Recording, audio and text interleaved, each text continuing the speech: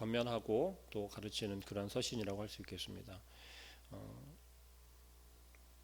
하지만 이제 지금 오늘날에 우리가 교회 생활을 하면서 신앙 생활을 하면서 우리에게 보다 조금 직접적으로 다가오는 것은 실천적이다라고 하는 것보다는 조금 실용적으로 이렇게 받아들여지는 경향들이 더 많이 있겠죠. 이유는 교회가 조금 보시면 아시겠지만 대형 교회, 큰 교회들을 지향하고 있기 때문에 그렇습니다. 그리고 또 그렇게 커지기 위해서, 성장하기 위해서 여러 가지 방법들을 사용하는 것, 여러 가지 프로그램들을 진행을 하고 있고, 또 교회들이 여러 가지 일들이 교회에서 많이 이제 되어지는 것들을 우리가 바라보지 않습니까? 이제 그러한 상황 가운데서 우리가 믿음을 지키고 믿음대로 살기보다는 우리 눈에 보이고 또는 비추어지고 또 그런 것들에 행사를 함으로써 또 프로그램을 진행을 함으로써 드러나게 되는, 나타나게 되는 결과에 대한 것, 우리가 그러한 것들에 좀 더 집중하는 모습을 볼 수가 있다라는 것이죠. 결국 교회라고 하는 것, 교회 공동체라고 하는 것이 하나님께서 이끌어 가시고 하나님의 몸된 교회라고 고백을 하면서도 우리는 정작 그것을 하나님이 이끌어 가시는 것에 맡기는 것이 아니라 우리가 하고 싶은 대로, 우리가 이루고 싶은 대로 이끌어 가는 경우가 많다라고 하는 것이죠. 그러나 이제 야고보서를 통해서 이야기하는 것은 하나님께서 하나님의 몸된 교회를 직접 이끌어 가시고 또 운행하신다라고 하는 것, 그것에 대해서 이제 가르치고 있고 또 어찌 해야 되는지를 알게 하신다라고 하는 것. 그래서 야고보서에서 이야기하고 있는 것은 조금 불분명하고 확신이 없으며 또 관용주의적이고 우리가 무엇을 보고 무엇을 바라보아야 하는지, 목표를 세워야 하는지에 대한 것, 그것이 분명하지 못한 그러한 우리의 생각과 사고들, 그러한 사람들에게 있어서 따끔한 교훈을 하는 그러한 서신이라고 할 수가 있겠습니다. 실천적인 기독교, 실천적 기독교라고 하는 것이 무엇인지에 대해서는 우리가 조금은 낯설 수도 있습니다. 실천적이다라고 하는 그 용어 때문에 조금은 뭘 해야 된다, 말씀에서 성경에서 이야기하는 것을 분명히 무조건 다 해야 되고 따라야 되고 그것이 우리의 삶 가운데 다 녹아져 내려야 되고 실천이 되어져야 되는 것, 틀린 말이 아니지만 이것이 잘못 이해하게 되면 앞에서 말씀드린 것처럼 결과에만 우리가 급급하게 되어지고 우리가 그것을 반드시 드러내기 위해서 혹은 그것이 내가 함으로써 드러내어졌다라고 하는 그것이 우리의 자랑이 되거나 우리의 교만한 모습으로 드러날 수 있게 된다라는 것이죠. 그래서 참된 그리스도인이란 어떤 삶을 살아야 하고 어떤 모습으로 드러나야 하는지에 대해서 야고보서를 통해서 제시하고 있다라는 것. 들어가기 전에 간략하게 야고보서를 소개하자면 그렇습니다. 우리가 알고 있는 바처럼 야고보서는 예수님의 동생인 야고보가 쓴 것으로 이렇게 알려져 있고요. 시기적으로는 예수님께서 태어나시고 예수님께서 나시고 나서 주 한 45년에서 50년 사이 정도라고 그렇게 추정하고 있습니다. 1절, 2절 말씀 보니까 먼저 그렇게 이야기하죠. 문안을 하고 있죠. 하나님과 주 예수 그리스도의 종 야고보는 흩어져 있는 12지파에게 문안한다라고 이야기를 합니다. 내 형제들아, 너희가 여러 가지 시험을 당하거든 온전히 기쁘게 여기라고 인사를 해요. 하나님의 이름으로, 주님의 이름으로 문안을 한 이후에 첫 마디가 이거죠. 내 형제들아, 너희가 여러 가지 시험을 당하거든 온전히 기쁘게 여기라고 인사를 하고 있습니다. 여기에서 시험이라고 하는 것, 이것은 이때 당시 문화에서는 어떤 시험은 나쁜 것이다라고 하는 그러한 신화가 있었다라고 해요. 그러니까 시험을 당하는 것은 근본적으로 좋지 않다라는 거예요. 나쁜 것에 속한다는 거죠. 그래서 우리도 흔히 이야기를 하지 않습니까? 나쁜 일이 생기면 우리나라는 옛날부터 이렇게 좀 토속 신앙이 많이 있었기 때문에 잘못되면 부정탄다라고 하고 부정타서 그래라는 말을 많이들 들으셨을 거예요. 그런데 이때 당시에도 마찬가지 그러한 신화들이 많이 있었다라는 거예요. 근데 그것에 대해서 지금 야고보가 편지를 하고 있어요. 뭐라고 편지를 한다고요? 여러 가지 시험을 당하거든 온전히 기쁘게 여기라는 거예요. 기쁘게. 그리고 여기에서 쓰여진 시험이라고 하는 이 단어가 어떤 우리를 유혹하고 우리를 이렇게 넘어뜨리려 하는 그러한 것으로 여기는 것이 아니라, 우리에게 악한 것으로 여기는 것이 아니라 우리가 연단한다라고 말씀드리지 않습니까? 그러한 의미의 시련으로 사용되어지고 있다는 것을 또 기억해야 되겠어요. 그래서 유혹과 시련이 어떤 것이 다르냐면, 이게 비교가 될지 모르겠습니다만, 당장 눈앞에 보이는 것을 쫓아가는 것, 당장 눈앞에 보이는 것을 쫓아간다라는 게, 당장 눈앞에 놓여져 있는 이 어려움이나 환난이나 그것을 바라보고 넘어지는 것과 그 너머에 있는 것을 보는 것, 그 차이를 우리가 분명하게 알아야 된다라고 이야기를 해요. 그리고 야고보서에서 이야기를 하는 건, 눈앞에 당장 보이는 것, 이것이 나쁜 것일 수도 있고 좋은 것일 수도 있다는 이야기죠. 그런데 좋은 것이다라고 했을 경우에는 그것을 보고 쫓아가기 바쁘다라는 거예요. 눈앞에 보이는 것을.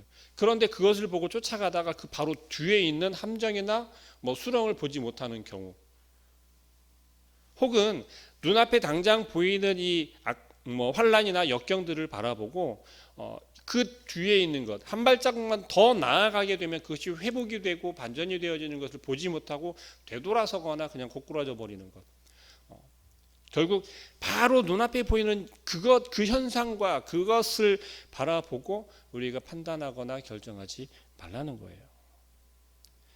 그 신화의 배후에, 그러니까 신화에서 이야기하는 것, 시험이 나쁘다라고 하는 그러한 개념 가운데는 이러한 생각들이 있다라는 것.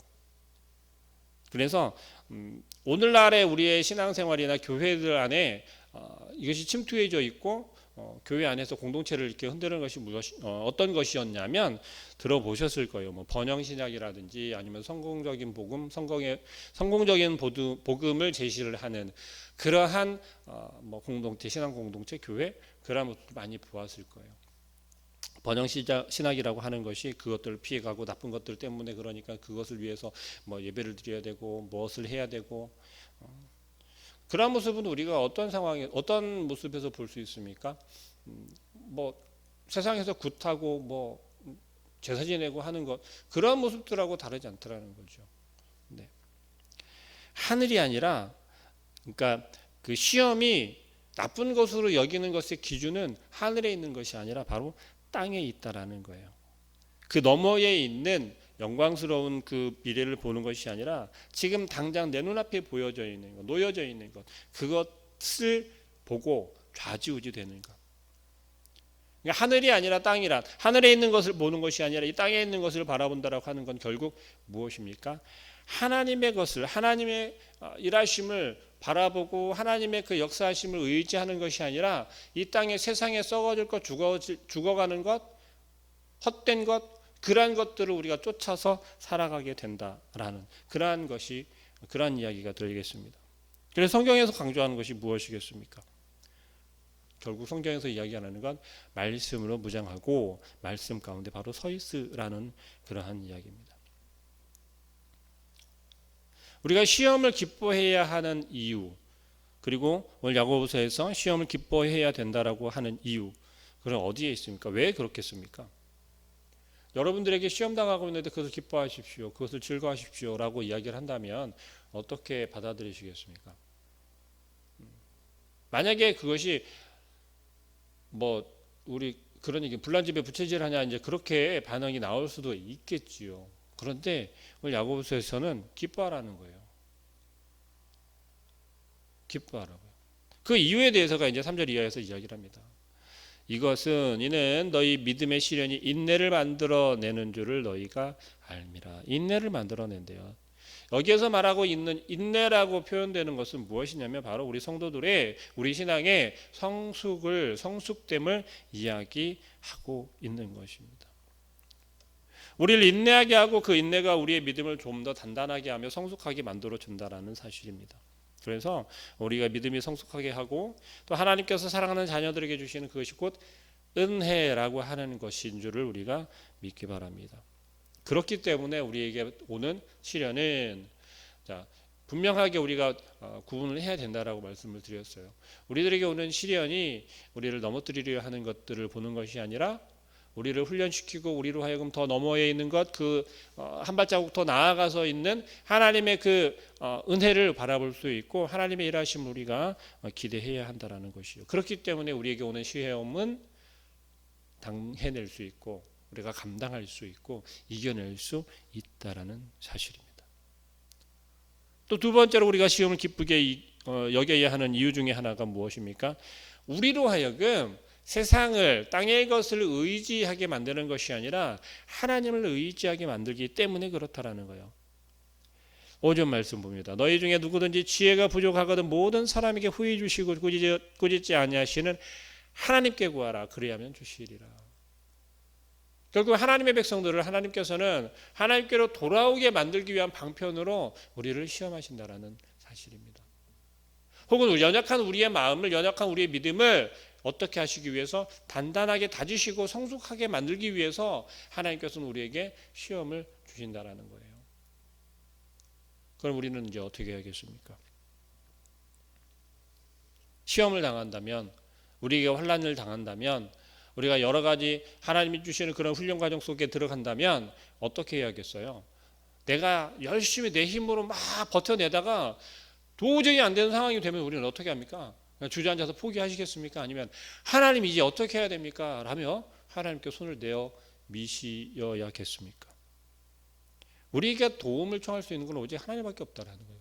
우리의 인생 가운데에서 땅의 것을 위해서는 이 땅의 것, 이 땅의 헛된 것, 우리의 삶 가운데서, 우리의 생활 가운데서 세상의 방법과 세상의 어떤 도움들을 많이 청할 수가 있겠죠. 그러나 그것으로 해결되지 않는 것들, 그건 어떻게 하시겠습니까?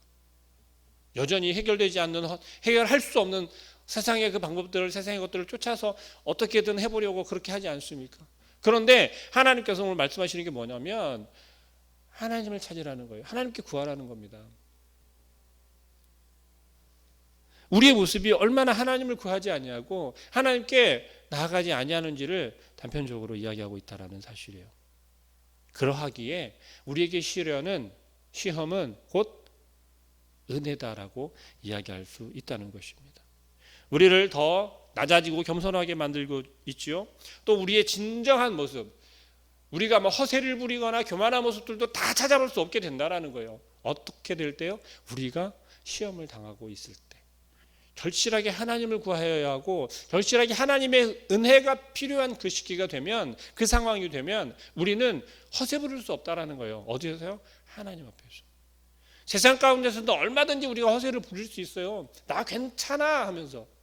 그러나 하나님 앞에서는 어떻게 된다는 거예요? 그게 통하지 않는다라는 거예요. 우리의 신앙의 모습은, 우리의 신앙의 삶은 그러해야 한다라는 사실입니다. 그래서 결국 야고보는 무엇을 이야기합니까? 지혜를 구하라고 이야기합니다. 어떤 지혜예요? 하나님을 아는 지혜. 하나님께서 주시는, 하나님이 말씀하시는 그 지혜를 구하여야 할 줄로 믿습니다. 그것은 어디에 있습니까? 우리가 너무 잘 알고 있죠. 답은 다 알고 있어요. 어디에 있는 거예요? 바로 이 성경에. 이 성경에서 다 말씀하고 계시고 우리에게 늘 이야기하고 계시다라는 거죠. 가르치고 계시다라는 거죠. 근데 우리는 그 지혜를 어떻게 합니까? 자꾸만 멀리 한다는 거죠. 이것을 구하는 자세가 우리의 마음을 다스리고 두 마음을 품는 것이 아니라 그것을 흐트러짐 없이 하나님께로 돌리는 방법이다라고 8절 말씀이 이야기합니다.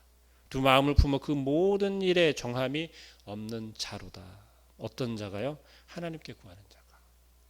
하나님께 지혜를 구하는 자가. 또 세 번째로는 시험이 지나갈 것이기 때문에 기뻐할 수 있다라는 거예요. 하나님께서 주시는 시험은 반드시 지나간다라는 거예요. 하나님께서 우리를 훈련하고 연단시키는 것은 거기에서 머무르게 하고 있고 그 고통 가운데 있게 하는 것이 아니라 그 시련 가운데 그 시험 가운데만 빠져 있게 만드는 것이 아니라 반드시 그것을 헤쳐나아갈 수 있도록 이끌어 가신다라는 거예요. 왜요? 하나님께서 하시기 때문에.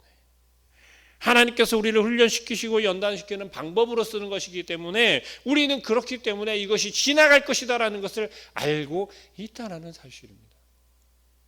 그러하기에 우리는 기뻐할 수 있다라는 거예요.